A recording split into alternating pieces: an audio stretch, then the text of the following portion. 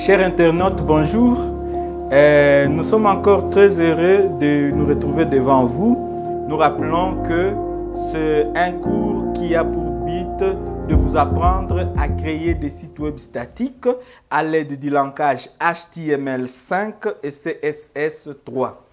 Jusque-là, nous vous avons présenté l'introduction du cours dans lequel nous avons donné l'importance de ce cours et puis nous avons aussi donné les objectifs de ce cours. Et on peut se le résumer en disant que à la fin de ce cours, tout participant doit être à mesure de réaliser un site web statique à l'aide du HTML5 et du CSS3. Il y a aussi une autre série d'objectifs spécifiques que vous pouvez retrouver en suivant le premier chapitre de ces sites web disponibles sur notre plateforme. N'oubliez pas de vous abonner sur notre plateforme. N'oubliez pas de mettre un like sur cette vidéo et de nous faire un commentaire afin de nous aider à améliorer la qualité de notre contenu. Ici, il est maintenant question de traiter du deuxième chapitre d'ailleurs, parce que le premier chapitre, c'était le vocabulaire du web. Il est disponible sur notre plateforme. Maintenant, le troisième chapitre de ce cours traite de base du HTML5 et du CSS3. Après ce chapitre, nous allons maintenant passer à la pratique. Là, ça sera maintenant la pratique de réalisation des sites web. On va commencer à pratiquer, à faire certains petits exercices à partir de nos ordinateurs. Donc, vous serez en train de me suivre et on sera en train de monter ensemble un site web statique. Mais ici, pour ce chapitre, nous aurons besoin du tableau parce que le base du HTML5 et du CSS3 se font au tableau avant de passer à l'ordinateur. Donc, nous sommes en train de dire que c'est le chapitre 2 du cours de programmation web. Et dans ce chapitre, nous traitons de base du HTML5 et CSS3. C'est le premier chapitre, c'est plutôt le deuxième chapitre de ce cours de programmation web 5. Le point 1 de ce chapitre, c'est le HTML. Alors, le premier TP que je vous donne, vous étudiants, vous allez voir à l'Internet que signifie HTML, que chaque tape sur Google pour connaître la définition du HTML. H veut dire quoi? T veut dire quoi? M veut dire quoi? L veut dire quoi? Alors, ici le HTML, lorsqu'on conçoit un site web statique, nous avons besoin essentiellement de deux langages. Nous avons besoin d'un langage qu'on appelle HTML et nous avons besoin d'un autre langage qu'on appelle CSS. Alors, pour le moment, nous parlons d'abord du HTML comme premier point de ce chapitre avant d'attaquer le premier point qui pourra parler du CSS. Alors, le TP déjà allait désigler le HTML. Maintenant, quel est le rôle du HTML? Le HTML nous permet de structurer une page web. Lorsque nous avons besoin de monter la structure d'une page web, on a besoin de nous servir d'un langage qu'on appelle HTML. Alors, en résumé, pour comprendre le HTML, quelles sont les notions que nous allons présenter dans ces chapitres? Dans ces chapitres, pour comprendre la notion du HTML, il y a trois notions que nous devons connaître. Nous avons d'abord la notion d'élément. Élément. Ça, c'est la première notion à connaître. La deuxième notion à connaître, c'est la notion de balise. Balise. Après la notion de balise, nous devons aussi maîtriser la notion des attributs. Après la notion des attributs, nous devons maîtriser la notion de propriété ou valeur. Voilà les quatre petites notions que nous allons maîtriser en HTML. Et ce sont les 4 notions qui résument le HTML. C'est-à-dire, quand nous apprenons le HTML, il faut savoir la notion d'élément. C'est quoi un élément? C'est quoi une balise? C'est quoi un attribut? Et c'est quoi une valeur? Alors, si vous vous rappelez bien, si vous revenez au premier chapitre, nous avons parlé de la définition d'une page web. Qu'avons-nous dit d'une page web? On a dit qu'une page web, c'est un fichier conçu à langage de programmation web, capable de contenir des notions disons des données multimédia. Voyez par exemple, lorsque vous enregistrez ou vous saisissez un texte, vous avez besoin d'utiliser Word. À la fin de la saisie d'un texte, quand vous enregistrez le fichier, on vous donne un fichier au format TXT ou en format doc. Lorsque vous concevez un document PowerPoint, à la fin de la saisie, on vous donne un fichier au format PT, je ne sais pas, quelque chose là. Vous pouvez aussi avoir un fichier au format PDF. Et ici maintenant, ça sera un fichier web ou une page web. C'est-à-dire c'est un fichier capable de contenir des données multimédia. Et quand on parle de multimédia, c'est-à-dire que dans une page web, on peut insérer du texte. Dans une page web, on peut insérer des vidéos. Dans une page web, on peut insérer des données sonores. Maintenant, nous avons dit que le site web, c'est l'ensemble de pages web.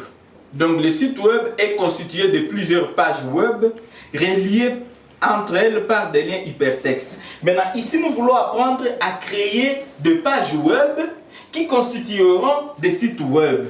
Et pour ce faire, pour structurer une page web, on a besoin du langage HTML. Alors, qu'est-ce qu'il faut connaître en HTML? Il y a 3 notions. La notion d'élément, la notion de balise, la notion d'attribut et la notion de valeur. Un élément, c'est quoi? Un élément correspond à un contenu. Un contenu à insérer dans une page web. Un contenu à insérer dans une page web, ça correspond à un élément. Et un élément égal un contenu à insérer dans une page web. Je donne un exemple. Dans une page web, vous pouvez vouloir, exemple de quelques éléments, exemple de quelques éléments. Dans une page web, vous pouvez vouloir insérer un paragraphe. Nous aurons besoin d'un élément qu'on va appeler P pour l'insertion d'un paragraphe dans une page web. Dans une page web, on peut vouloir insérer une vidéo. On aura besoin de l'élément vidéo. Nous pouvons vouloir insérer dans une page web un lien. On aura besoin de l'élément A. Nous pouvons par exemple vouloir insérer par exemple un son. Ou nous pouvons vouloir insérer dans une page web une image. On aura par exemple besoin de l'élément IMJ. Et c'est ça l'élément. C'est-à-dire, une page web contient du contenu. Et lorsque nous voulons insérer un contenu dans une page web, ça peut être du texte, ça peut être des images, ça peut être des sons. Chaque contenu à insérer dans une page web a un élément qui lui correspond. Et j'ai donné l'exemple de quelques éléments. Un paragraphe, une vidéo, un lien par exemple et une image. Nous allons détailler à profondeur ces éléments. Maintenant, qu'est-ce qu'on appelle balise? Parce que deux fois les gens parlent de balise. À chaque élément correspond une balise. C'est-à-dire, la balise c'est quoi? La balise c'est l'élément à insérer entouré de chevrons. Exemple, nous voulons insérer dans une page web un paragraphe. On a besoin de l'élément P. Automatiquement, l'élément P a une balise. Et cet élément, lorsqu'il n'y a pas de chevron. Maintenant, l'élément P donne naissance à une balise. Et la balise que nous allons appeler P. Et pour faire allusion à une balise, on met ce caractère à côté. Et ce caractère, ça s'appelle le chevron. Donc la balise est constituée des éléments et de ces chevrons. Automatiquement, lorsque nous allons insérer une vidéo, on aura aussi besoin d'un élément pour insérer la vidéo. Et automatiquement, cet élément va donner naissance à une balise.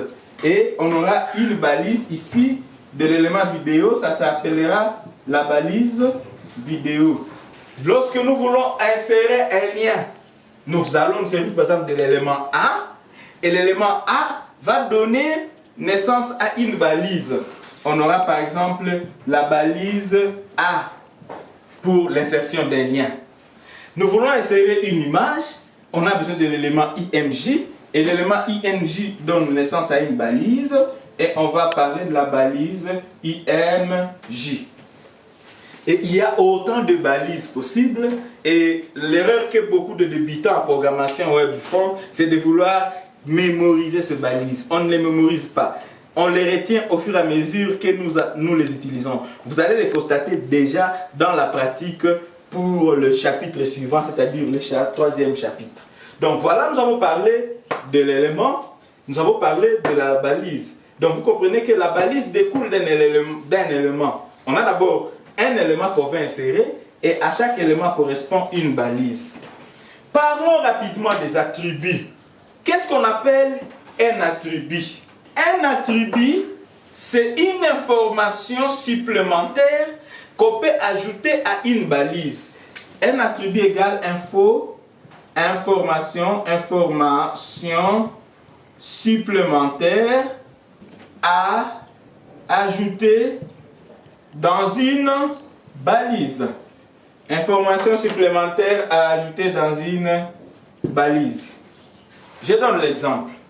Nous voulons par exemple, on vient d'insérer une image dans une page web et nous devons spécifier la taille des images.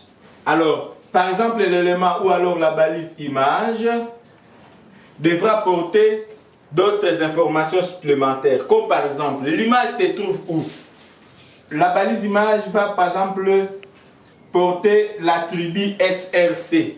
L'attribut SRC correspond à la source. Parce que cette image que nous allons insérer dans notre page web se retrouve stockée quelque part dans un support. On va marquer la source de l'image. On peut insérer une image en ligne. À part ça, l'image a une taille. On va parler de sa hauteur. Par exemple, là, c'est toujours en anglais. Hauteur de l'image. On va parler de sa largeur. C'est-à-dire, quand nous ajouterons ces informations supplémentaires dans une balise IMJ, source par exemple, c'est déjà un attribut de la balise image, la source de l'image. La hauteur c'est déjà aussi un attribut de la balise image. Voilà. Et maintenant, qu'est-ce qu'on appelle valeur? Valeur, ce sont maintenant les données que nous allons mettre au niveau des attributs. Par exemple, pour la hauteur de l'image, ça sera des valeurs numériques. On peut par exemple dire l'image va avoir une hauteur de 400 qui va s'exprimer en pixels. Nous allons y arriver bientôt. Voilà en bref les éléments d'abord qu'il faut connaître avant de commencer à faire le HTML. Il y a la notion d'élément, il y a la notion de balise, il y a la notion d'attribut, il y a la notion de valeur. Sans plus tarder, nous allons passer au deuxième point de ce chapitre. Ici, maintenant, nous devons parler des types de balises. Parce que nous connaissons déjà ce qu'on appelle éléments. Nous connaissons ce qu'on appelle attribut. Nous connaissons ce qu'on appelle valeur. Nous connaissons déjà ce qu'on appelle balise. Alors, il faut connaître que les balises sont regroupées en deux types. Il existe deux types de balises. Et on a dit que les balises découlent des éléments. Alors, ici, nous allons parler rapidement des types de balises. Il y a deux types, à savoir les balises paires et les balises impaires. Et on les appelle encore les balises orphelines. Qu'est-ce qu'on appelle balise paire? Qu'est-ce qu'on appelle balise impaire? Une balise paire est celle qui a besoin d'un élément d'ouverture et d'un élément de fermeture. Voilà. Exemple, c'est la balise paragraphe. Nous sommes dans une page web, nous voulons insérer un paragraphe, voulez dire. On va utiliser la balise P et nous allons mettre par exemple les éléments de notre paragraphe là-bas. Et à la fin de notre paragraphe, on va fermer la balise P.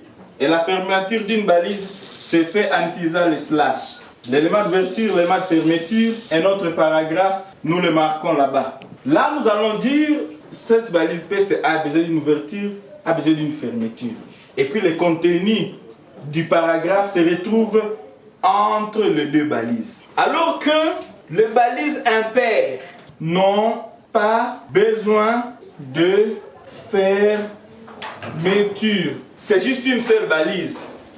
Et on la ferme toujours dans la balise. Je donne par exemple l'élément, la balise IMJ. Lorsqu'on vient de mettre tous les attributs, cette balise n'a pas besoin d'une fermeture. Pour fermer cette balise, on peut fermer toujours là-bas. Donc c'est une seule balise.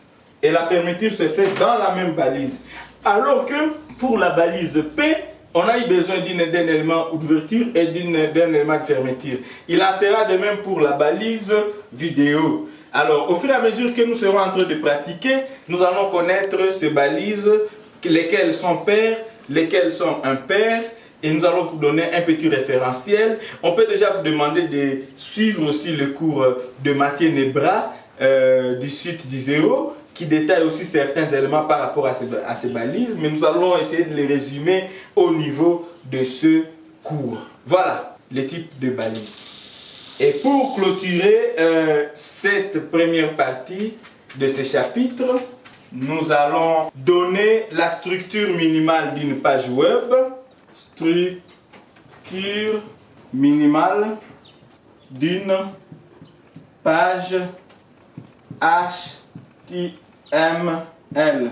Ici, quand vous voulez commencer à créer un site web, quelles sont les premières choses qui devront se présenter dans le code? Et ce sont déjà les premières balises qu'il faut maîtriser.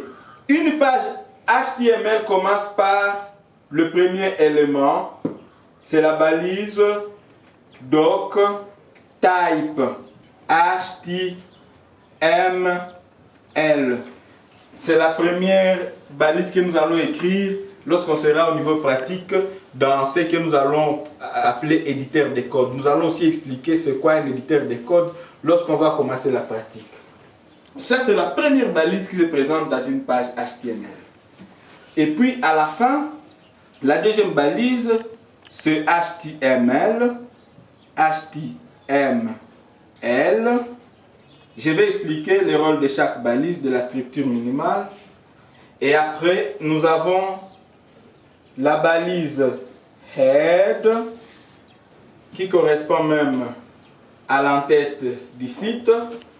Et dans cette balise head, nous aurons besoin de la balise title qui est une balise paire. Je vais donner une différence entre la balise paire et la balise orpheline. Title. Ici, après cela, nous aurons besoin de la balise meta. Meta char7. Meta. Et puis char7 égale. C'est une balise orpheline. Ensuite, nous aurons besoin de la balise link. De l'élément link. Nous allons donner le rôle de chaque élément.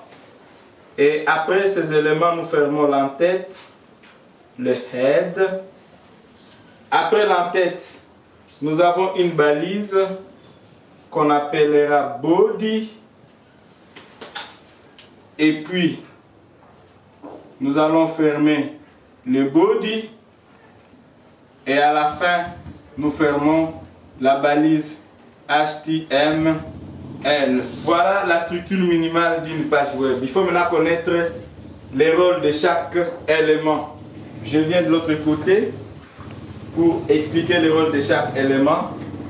L'élément numéro 1 nous indique que nous voulons écrire du code HTML. Deuxième élément, c'est l'élément HTML. Et comme vous pouvez le constater, c'est une balise paire parce que l'élément HTML ici vient se refermer à ce niveau. Ici, c'est la balise qui pourra contient le code de notre page web. Le troisième élément de la structure minimale d'une page web, c'est le head, correspond même à l'entête de la page. Et cette entête s'affiche là au-dessus du navigateur, là au-dessus, comme par exemple pour notre site. Vous allez voir au-dessus de notre site, ceux qui nous suivent à partir du site, on écrit portail généraliste web technologie à l'entête du navigateur. Et ces informations qui seront à l'entête du navigateur se mettent au niveau de l'entête qui est head. Et dans cette entête, nous avons la balise title qui est une balise paire. Et à ce niveau, nous allons marquer le titre de notre page web. Dans la tête, vous voyez, il y a la balise méta. Ici, la balise méta gère l'encodage des caractères. Comme vous le savez, dans une page web, des fois les accents et les majuscules peuvent ne pas être reconnus. Mais c'est grâce à la balise méta que nous spécifions les caractères. En fait que lorsque nous allons par exemple utiliser des accents, de points, virgules, les caractères spéciaux, qu'ils soient reconnus dans notre page web. Et ici souvent nous allons voir l'encodage utiliser ce ITF-8. Nous allons le voir lorsqu'on sera au niveau de la pratique. Alors, ici nous avons aussi toujours dans l'entête l'élément link. Comme on a dit que le HTML a pour rôle de structurer le contenu de notre page web, il y a un autre langage qu'on appelle le CSS qui nous permet de donner la mise en forme, c'est-à-dire le design, le maquillage de notre site web, la beauté de notre site web, c'est le CSS. Et c'est à partir de cette balise ici que nous allons marquer les informations qui pourront relier notre fichier HTML au fichier CSS qui pourra gérer la mise en forme. Et à la fin, donc ici ça relie, les lignes relient la page HTML au fichier CSS. Alors, la dernière balise de la structure d'une page web, c'est la balise body. Le body correspond au corps de notre page web. Voilà les éléments qui constituent la structure de notre page web. Donc, c'est-à-dire avant d'écrire le code HTML, vous devez d'abord reprendre cette structure dans votre éditeur de code. Et nous allons déjà le voir à la deuxième partie de ce chapitre qui sera maintenant pratique parce que je dois maintenant pratiquer et vous serez en train de suivre progressivement. Nous allons voir déjà comment on installe les outils, les navigateurs et puis les éditeurs de texte. On va présenter les outils à utiliser et après cela, nous allons commencer à pratiquer progressivement ces éléments. Et c'est ça la structure d'une page web. Donc on comprend que la structure en résumé d'une page web contient la balise doctype. Et j'ai expliqué de l'autre côté que la balise doctype indique que nous voulons écrire du code HTML. Ensuite, nous avons la balise HTML et vous avez vu, on l'a ouvert à ce niveau, on la referme à ce niveau. La balise HTML contient le code même de notre page web. Ensuite, nous avons la balise ou alors l'élément head. L'élément head qui contient les données correspondant à l'entête de notre site web. Nous avons ici d'abord le titre de notre site web qui s'affiche là-haut au navigateur. On devrait, par exemple, si c'est la page web d'accueil web technologie, on va dire à ce niveau page d'accueil du site web technologie. Nous allons le voir au niveau du chapitre pratique. Il y a la balise méta.